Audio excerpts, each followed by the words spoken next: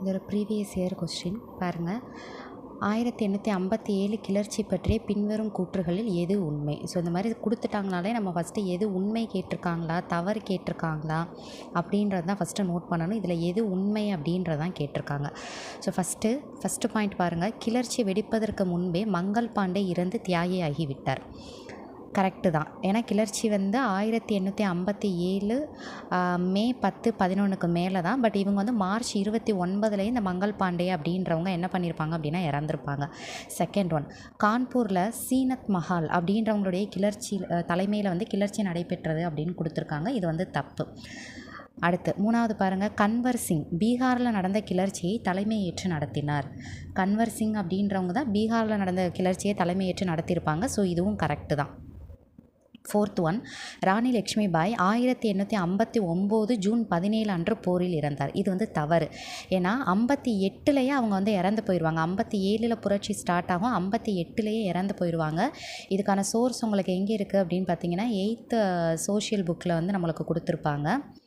இந்த 1857 புரட்சி நம்ம ஏற்கனவே ஒரு ப்ரீவியஸ் இயர் கொஸ்டின் போட்டிருக்கோம். அதுலேயும் அதுக்கான ரீசன்ஸ் வந்து நிறைய ரீசன்ஸ் இருந்தாலும் உடனடியான ரீசன்ஸ் வந்து என்ன அப்படின்னு பார்த்தீங்கன்னா அந்த என்ஃபீல்டு ரக துப்பாக்கி தான் வந்துட்டு முக்கியமான ஒரு காரணமாக வந்து இருந்திருக்கும். ஸோ பாருங்கள், 1857 மார்ச் 29 பாரக்பூர் கொல்கத்தாக்கு பக்கத்தில் உள்ளதில் இந்த மார்ச் 29 இந்த மங்கள் பாண்டே அப்படின்ற சிப்பாய் வந்து என்ன பண்ணியிருப்பாருன்னா அந்த கொழுப்பு தடவப்பட்ட துப்பாக்கியை பயன்படுத்த மறுத்து தன்னுடைய உயர் அதிகாரியை சுட்டு கொன்று கடைசி அவர் வந்து என்ன ஆகிட்டார், தூக்கிலிடப்பட்டார். அப்போ ஃபஸ்ட்டு பாயிண்ட் அதுதான் நம்மளுக்கு கொடுத்துருந்தாங்க. புரட்சி ஸ்டார்ட் ஆகிறதுக்கு முன்னாடியே இவர் இறந்து தியாகியாகி விட்டார். அப்போ இந்த ஃபஸ்ட்டு பாயிண்ட் வந்து கரெக்டு. அடுத்து பாருங்கள், ராணி லக்ஷ்மிபாய் 1858 ஜூன்லேயே என்ன பண்ணிட்டாங்க அப்படின்னா ராணி லக்ஷ்மிபாய் வந்து கொல்லப்பட்டாங்க. யாரால் அப்படின்னா சர் ஹக்கோரஸ் அப்படின்றவங்களால தான் ராணி லக்ஷ்மிபாய் வந்து கொல்லப்பட்டிருப்பாங்க. இது ரிலேட்டடாகவும் ஒரு ப்ரீவியஸ் இயர் கொஸ்டினுக்கான வீடியோ நம்ம ஆல்ரெடி போட்டிருக்கோம், போய் செக் பண்ணி பாருங்கள். 58லேயே இறந்துட்டாங்க. பட் நம்மளுக்கு கொடுத்துருந்த பாயிண்ட் 59 கொடுத்துருந்தாங்க. ஸோ இந்த பாயிண்ட் வந்து தப்பு. அடுத்தது, பீகாரில் கன்வர் சிங் அப்படின்றவங்க வந்துட்டு தலைமை தாங்கியிருப்பாங்க. அந்த புரட்சியை ஒடுக்குனவர் வில்லியம் டைலர் அப்படின்ற ஒரு ஆங்கிலேய அதிகாரி.